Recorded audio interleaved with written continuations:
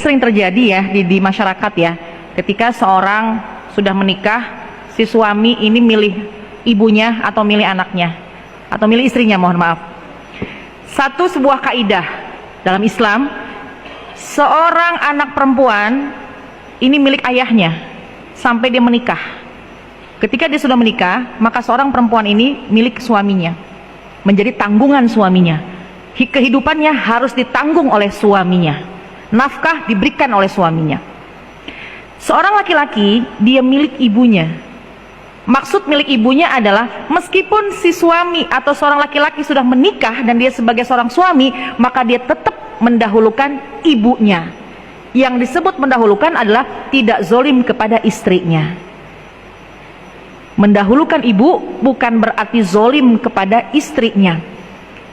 Ketika seorang suami sukses, maka harta pertama yang harus dia berikan adalah kewajiban utamanya kepada istri. Tunaikan dulu kewajibannya, yaitu memberikan nafkah kepada istrinya, kepada keluarganya. Itu tanggungan suami. Istri dan anak tanggungan suaminya. Adapun ibu menjadi kewajiban dirinya, tapi bukan tunggal, bukan hanya kewajiban dia seorang. Apalagi kalau si ibu punya anak laki-laki yang lain, apalagi seorang ibu punya anak yang lain. Jadi ketika ada harta yang didapat oleh seorang suami, maka yang harus didahulukan adalah berikan istri, kemudian berikan anak-anaknya. Namun selama seorang istri sudah mendapatkan hak nafkah, cukup. Tidak perlu seorang istri ngorek-ngorek berapa saldo tabunganmu, berapa sih simpenanmu, nggak usah, karena sudah dicukupkan kebutuhannya. Adapun seorang suami mau memberikan kepada orang tuanya tanpa izin istri, boleh. Seorang suami yang sudah memberikan nafkah dari tabungannya ingin memberikan kepada adik-adiknya sebagai pemberian hadiah, atau memang yang ditanggung karena memang belum bekerja, ibunya punya keterbatasan, si suami punya kelebihan, itu silahkan. Suami istri mohon maaf jangan menuntut. Nah ini nih, di antara hal-hal yang sering ada perdebatan adalah kurang memahaminya hak dan kewajiban. Ketika dia sudah mendapatkan haknya yaitu nafkah, cukup sampai di situ.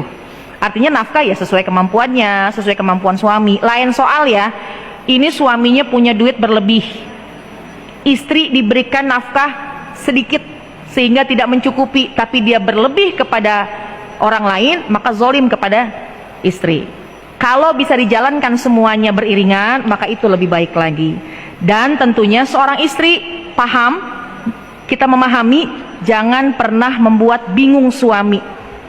Seorang istri yang baik tidak akan membuat bingung suaminya. Maksudnya gimana? Jangan pernah jadi pilihan saya atau ibu kamu, jangan.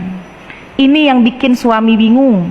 Jangankan ke suami, pilih saya atau adik kamu, itu pun membuat suami bingung. Dan itu yang bikin awal mula dari perpecahan.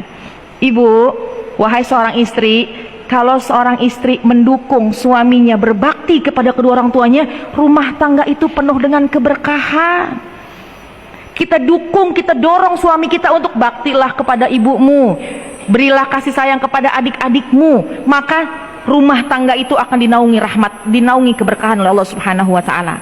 Sebaliknya kalau seorang istri membatasi, awas ya kalau kamu datang ke rumah ibu kamu, naudzubillah, awas ya kalau kamu ngirim diem-diem uang sama ibu kamu.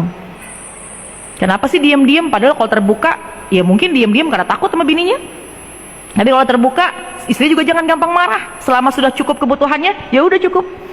Hati-hati, karena banyak kasus, mohon maaf, perpisahan dan membuat keributan, membuat bingungnya seorang suami ketika dibanding-bandingkan dirinya atau istrinya dengan orang tua. Pilih dia, pilih ibumu atau pilih aku. Jangan pernah mengatakan itu.